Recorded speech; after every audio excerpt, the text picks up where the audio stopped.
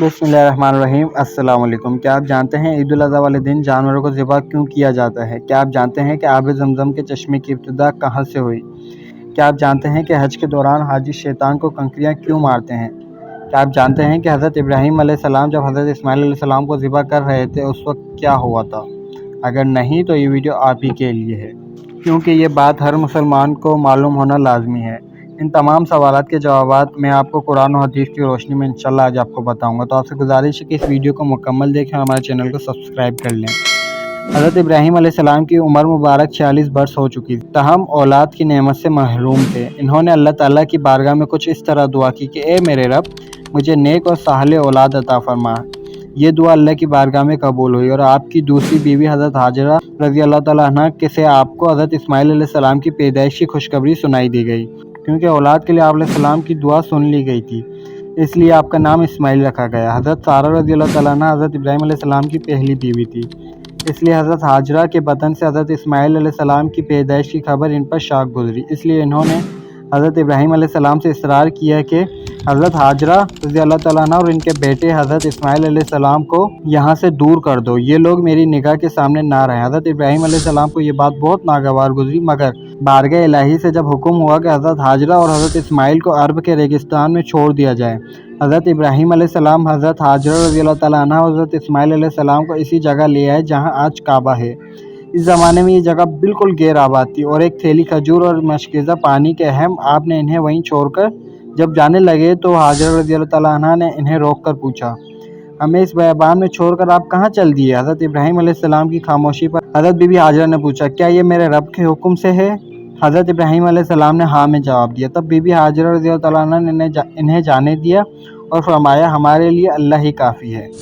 حضرت ابراہیم علیہ السلام وہاں سے چل دیے۔ حضرت ہاجرہ رضی اللہ تعالیٰ عنہ چند روز مشکیزے سے پانی پیتی رہیں اور کھجوروں سے گزارا کرتی رہیں اور حضرت اسماعیل علیہ السلام کو دودھ پلاتی رہیں۔ جب پانی اور کھجوریں ختم ہو گئیں تب وہ پریشان ہو گئیں، کیونکہ وہ خود بھی بھوکی تھیں اور اس لیے دودھ بھی نہ اترتا تھا اور بچے نے بھوک اور پیاس سے رونا شروع کر دیا تھا۔ بچے کی بے چینی دیکھ کر حضرت ہاجرہ نے پانی کی تلاش شروع کر دی اور وہ صفحہ پہاڑی پر چڑھی کہ شاید کوئی اللہ کا بندہ نظر آ جائے یا کہیں سے پانی مل جائے، مگر کچھ نظر نہ آیا۔ پھر وہ واپس وادی میں آ گئیں اور پھر وہ دوسری پہاڑی مروہ پر چڑھی کہ کہیں پانی نظر آ جائے۔ اس طرح آپ نے 7 چکر لگائے۔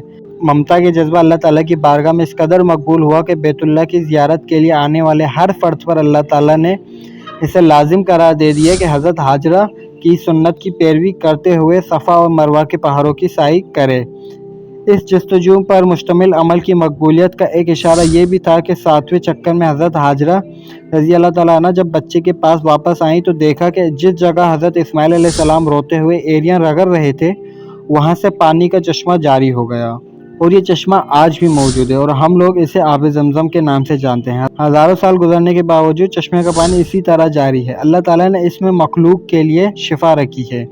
حضرت ہاجرہ رضی اللہ تعالیٰ عنہ نے یہ معجزہ دیکھ کر بہت خوش ہوئیں اور اللہ تعالیٰ کا شکر ادا کیا۔ اس کے بعد آپ نے بچے کو پانی پلایا اور خود بھی اس سے مستفید ہوئیں۔ اسی وقت اللہ تعالیٰ کی طرف سے ایک فرشتہ نازل ہوا اور ان کی طرف سے وحی سنائی، اے ہاجرہ، آپ خوف زدہ نہ ہوں اور نہ ہی غمگین ہوں، کیونکہ اللہ تعالیٰ آپ کو اور اس بچے کو ضائع نہیں ہونے دے گا، کیونکہ یہ اللہ کا گھر یعنی مقام بیت اللہ جسے اس بچے اور اس کے باپ نے تعمیر کرنا ہے۔ کچھ عرصے کے بعد بنو جرانہ کا ایک قبیلہ پانی کی فراوانی دیکھ کر حضرت ہاجرہ رضی اللہ تعالیٰ عنہ کی اجازت سے یہاں آ کر آباد ہو گیا۔ حضرت اسماعیل علیہ السلام کا بچپن اس قبیلے کے افراد کے درمیان گزرا۔ ابھی حضرت اسماعیل علیہ السلام بچے ہی تھے کہ حضرت ابراہیم علیہ السلام نے خواب میں دیکھا کہ حضرت ابراہیم علیہ السلام اپنے لخت جگر کو اللہ کی راہ میں قربان کر رہے ہیں۔ آپ علیہ السلام نے مسلسل 3 راتیں ایک ہی طرح کا خواب دیکھا، لہٰذا آپ کو یقین ہو گیا کہ یہ خواب یقیناً اللہ تعالیٰ کی طرف سے ہی ہے، اور آپ علیہ السلام نے اللہ تعالیٰ کے حکم کی تعمیل کا ارادہ فرمایا اور اپنا تمام خواب اپنے بیٹے کو سنایا، اور پھر حضرت اسماعیل علیہ السلام سے پوچھا، میرے بیٹے، میں تجھے اپنے خواب کی پیش نظر اللہ کی راہ میں قربان کرنا چاہتا ہوں، بتا تیری کیا رائے ہے؟ اس پر حضرت اسماعیل علیہ السلام نے انتہائی تحمل کے ساتھ فرمایا، بابا جان، آپ اللہ کے نبی ہیں، برگزیدہ بندوں میں سے ہیں، آپ بے فکر ہو کر اللہ کے حکم کی تعمیر کریں، انشاءاللہ آپ مجھے انتہائی صبر والا پائیں گے۔ چنانچہ یہ دونوں اللہ کے بندے حکم خداوندی کے لیے گھر سے نکل پڑے۔ روایت میں آتا ہے کہ ابلیس نے انہیں ناکام بنانے کے لیے کئی طریقے اپنائے۔ سب سے پہلے وہ بی بی ہاجرہ رضی اللہ تعالیٰ عنہ کے پاس پہنچا اور انہیں بتایا حضرت ابراہیم علیہ السلام اپنے بیٹے کو اللہ کی راہ میں قربان کرنے چل پڑے ہیں۔ اس پر بی بی ہاجرہ نے فرمایا، اسماعیل ہماری اکلوتی اولاد ہے، ابراہیم ایسا نہیں کر سکتے۔ پھر ابلیس نے کہا وہ اللہ کے حکم کے مطابق کر رہے ہیں۔ اس پر بی بی ہاجرہ نے فرمایا، اگر یہ میرے خالق کی رضا ہے تو میں اس پر راضی ہوں۔ جب یہاں ابلیس کے سارے وار ناکام ہو گئے، اس نے حضرت ابراہیم علیہ السلام کو اکسانے کا ارادہ کیا اور ان کے دل میں باپ کی شفقت کو ابھارنے لگا اور کہا، اے ابراہیم، اسماعیل آپ کی اکلوتی اولاد ہے، آپ عمر رسیدہ ہیں اور انہی سے آپ کی نسل ہے، یہ آپ کیا کرنے جا رہے ہیں؟ اس پر حضرت ابراہیم علیہ السلام نے جواب دیا، مجھے میرا بیٹا اللہ نے دیا اور یہ میرے پاس اللہ کی امانت ہے، میں اللہ کے حکم پر راضی ہوں، وہ جیسے چاہے حکم دے، ہم اس کے تابع اور فرمانبردار ہیں۔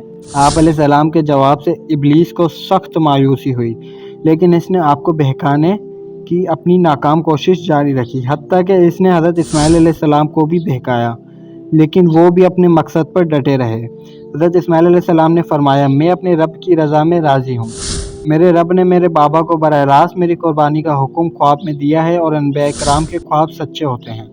کہا جاتا ہے کہ ابلیس نے انہیں 3 مرتبہ قربان جہاں جانے کے راہ میں حائل ہونے کی کوشش کی اور تینوں مرتبہ حضرت اسماعیل اور حضرت ابراہیم علیہ السلام نے ان پر کنکر برسائے اور اسے کامیاب نہ ہونے دیا۔ یہی وہ سنت ہے جسے ہر سال حاجی کرام دہراتے ہیں اور یہ سنت رمی کہلاتی ہے۔ بالآخر دونوں باپ بیٹے وادی موہ پر پہنچے جہاں اسماعیل علیہ السلام کو ذبح کرنا تھا۔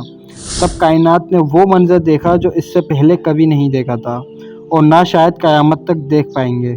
تبھی اسماعیل علیہ السلام کہتے ہیں، ابا جان، آپ میرے دونوں ہاتھ اور دونوں پاؤں باندھ دیجئے تاکہ چھری چلاتے وقت آپ کو کوئی دقت نہ ہو، اور ابا جان، آپ مجھے زمین پر منہ کے بل لیٹائیے گا تاکہ میرا چہرہ زمین کی طرف ہو۔ اگر میرا چہرہ آپ کی طرف ہوا تو کہیں آپ کو مجھ پر ترس نہ آ جائے اور آپ مجھے ذبح نہ کر پائیں۔ ابا جان، اپنی آنکھوں پر پٹی باندھ لیجئے گا اور ذبح کرنے کے بعد میرا کرتا میری ماں کو دے دیجئے گا تاکہ انہیں صبر آ جائے۔ باپ نے ان تمام باتوں پر عمل کیا، بیٹے کا ماتھا چوما، پاؤں باندھے اور بیٹے کو زمین پر منہ کے بل لیٹا دیا اور چھری چلا دی، لیکن چھری نے حضرت اسماعیل علیہ السلام کو نہ کاٹا کیونکہ اللہ کو کچھ اور ہی منظور تھا۔ حضرت ابراہیم علیہ السلام چھری چلاتے ہیں مگر چھری نہیں چلتی، آپ اور زور لگاتے ہیں مگر چھری ہے کہ چلنے کا نام ہی نہیں لیتی۔ آپ علیہ السلام چھری سے فرماتے ہیں، اے چھری، تو کیوں نہیں چلتی؟ میرے ننھے اسماعیل کا گلا تو بہت نازک ہے، تو کیوں نہیں چلتی؟ عرش پر فرشتے خاموش، زمین پر ایک انسان کے اللہ سے محبت کا عجیب منظر دیکھ رہے ہیں۔ تب اللہ پاک عرش سے حضرت جبرائیل علیہ السلام سے فرماتے ہیں، اے جبرائیل، جاؤ اور جنت سے مینڈا لے جاؤ، مینڈا جسے آج کل ہم دمبا کہتے ہیں، میرا خلیل پیچھے نہیں ہٹے گا، جاؤ اور اس کی قربانی کرو۔ تب حضرت جبرائیل علیہ السلام جنت سے مینڈا لے جاتے ہیں اور حضرت اسماعیل علیہ السلام کو چھری کے نیچے سے ہٹایا اور مینڈا رکھ دیا۔ اب چھری کو چلنے کی اجازت ملی اور چھری چل گئی۔ تب حضرت ابراہیم علیہ السلام کے ہاتھوں پر گرم خون لگا اور بے ساختہ آپ کی زبان سے نکلا، اللہ اکبر، یا اللہ تیرا شکر ہے۔ مگر جب آنکھوں سے پٹی اتاری تو حضرت اسماعیل علیہ السلام صحیح سلامت ایک طرف بیٹھے ہیں۔ حضرت ابراہیم علیہ السلام کی تابعداری اور حضرت اسماعیل علیہ السلام کی فرمانبرداری بارگاہ الہی میں قبول ہوئی اور اللہ نے حضرت اسماعیل علیہ السلام کو ذبح ہونے سے بچا لیا اور ان کی جگہ جس جانور کی قربانی دی گئی، جنت سے لایا گیا، وہ ایک مینڈا تھا۔ یہی وہ قربانی ہے جس کو قیامت امت مسلمہ کے لیے عملی نمونہ بنا دیا گیا ہے۔